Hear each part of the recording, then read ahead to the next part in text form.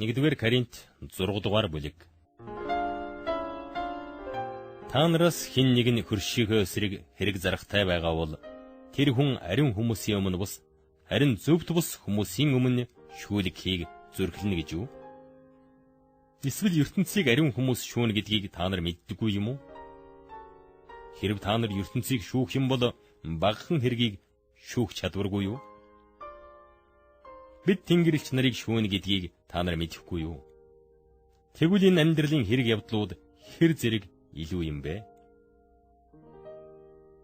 Иймд хэрв та нарт энэ амьдралын хэрэг явдалтай холбоотой зарга байгаа бол чуулган дотор өчүүхэнч төдий хүндэтгэл хүлээгээгүй хүмүүсийг шүүгчэн болгоно гэж юу? Би та нарыг ичээхийн тулд ярьж байна. Ингэхлээр та нарын дотор ах дүүсийн хоорондохыг шийдэх чадвартай мэрэгэн хүн ганц ч байхгүй гэж юу? Ах дүү нь ах дүүгэн итгэгч биш хүмүүсийн өмнө шүүх юм гэж юу? Үнэн хэрэгтээ та нар бие биентэйгээ заргалдаж буйна та нарын хувьд аль хэдийнэ суйрал мөн. Харин ч яагаад буруутгагдаж болдгүй юм бэ? Харин ч яагаад мэхлэгдэж болдгүй юм бэ? Харин та нар өөрсдөө бурууг үйлддэг бөгөөд мэхэлдэг аж. Тэгэхдээ ах дүүсээч ингэдэг ажээ. Эсвэл та нар зөвхт бус хүмүүс Бурхны хаанчлалыг өвлөхгүй гэдгийг мэддэггүй гэж юу?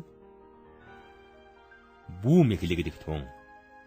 Садар самун явдалтнууд ч, шүтэн шүтгчид ч, завхайрагчид ч, янхан ирч, хичил хүснэнтэйгээ нөхцөгчид ч, улгайч нарч, шуналтангууд ч, аригчид ч, хараалчид ч, дээрэмчид ч Бурхны хаанчлалыг өвлөхгүй.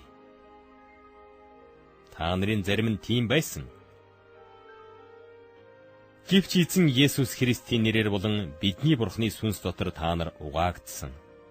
Та нар ариусгагдсан. Та нар зөвтгөгдсөн юм. Надад бүх юмс зөвшөөрөгддөг. Харин бүх юмс тустай биш. Надад бүх юмс зөвшөөрөгддөг. Харин би юугаарч эзэмдүүлэхгүй. Хоол нь ходоодонд зориулагддаг бол ходоод нь хоолнд зориулагдчихэ. Харин Бурхан тэдний аль алийг нь үгүй болгоно. Би энэ садар самун явдалд бус харин эзэнд зориулагддаг бол эзэн биеинд ажээ. Бурхан зөвхөн эзнийг амьлуулсан төдийгүй биднийг ч бас өөрийн хүчээрээ амьлуулна. Та нарын бис Христийн эрхтнүүд гэдгийг та нар мэдэхгүй гэж юу? Тэгвэл би Христийн эрхтнүүдийг авч тэдгээрийг янхны эрхтнүүд болгох уу? Огт үгүй. Янхантай нийлсэн хүн түүнтэй нэг бие болно гэдгийг та нар мэдэхгүй юу? Учир нь тэр хоёр нь нэг махан бие болно гэж айлддаг. Харин эзэнтэй нийлсэн хүн нэг сүнс байна. Садар самун явдлаас зугтан явгтун. Хүний үйлддэг нүгэлбэр биеийнх нь гадна байдаг. Харин садарлагч ир өөрийнхөө биеийн эсрэг нүгэл үйлддэг. Та нарын бие бол Бурхны та нарт өгсөн та нарын дотор байдаг ариун сүнсний сүм мөн гэдгийг та нар мэддэггүй юм уу? Та нар өөрсдийг биш гэдгээ мэддэггүй юм уу? Учир нь та нарыг үнээр худалдан авсан юм. Тиймээс биеэрээ Бурхныг алдаршуулгатун.